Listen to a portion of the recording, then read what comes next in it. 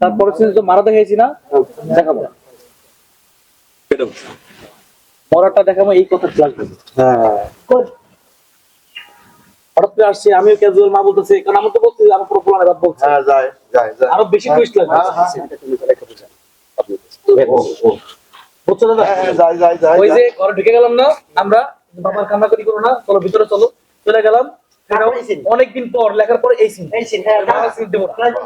আর আপনি কিন্তু যখন বললেন মা কি কইতেছো আমি তোমার পোলা, ও বাবা সেই দিন পোলা ছিলি কই, যেদিন তোর বাবা আর আমি তো ও কাছে গেছিলাম, সেদিন তো কুত্তার মতো দূর দূর করে তারাই দিছস, চিনোস নাই, আইস কেমনে চিনোস না রে, আমার এক পোলা, এই যে এই পোলা জানোস তোর জানোস এই যেদিন অপমন্ত্রী আমার ওখানে ছিলি, তারপর কি হয়েছে ফ্ল্যাশব্যাক, ওই যে বাবা মারা গেল। এই চিল্লা বাইরে যা, দেখেন তোর এই মুখ কোনদিন আর দেখাবি না। আর দাদু যখন শুনবেন যে বাপ নাই, তখন কিন্তু আপনি আর নাই, আপনার কিন্তু আপনি কিন্তু অপরাধী।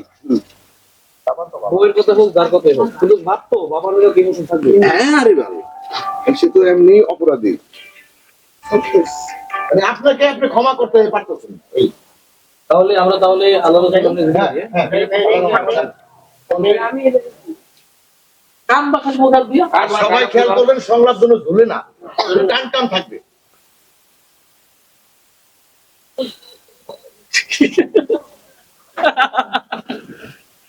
আল্লাহ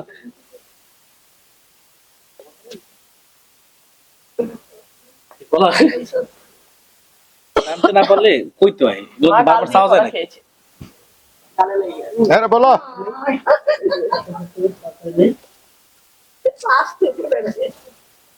এক দেড় ঘন্টা পরে ভাই রাখো, এক দেড় ঘন্টা পরে রাখো। বাপের এখানে কাজ করছিল না, আমি বেশ কাজ করে থাকি, ঢুকলো এই কথা বললো, তিনটায় ভবনে আসলো, আসার পরে বললো মামা ভাই ঠিক আছে তো দাও তো, কে উল্টা পাল্টা কথা বলতে, তারপর ভাই মাস কি করে বাজার আমার বলে ভাই আছে সাড়ে তিনটায় আমার তো পুরো নাই, ইয়া মুনা বেটা দিতেছে ওমা দাঁড়ানো শোয়ানো ওগুলা কিচ্ছু দরকার না, অনেক দিন পরে বড় ছেলে আসবে, তখন ওই বড় ছেলেটা শুনবে।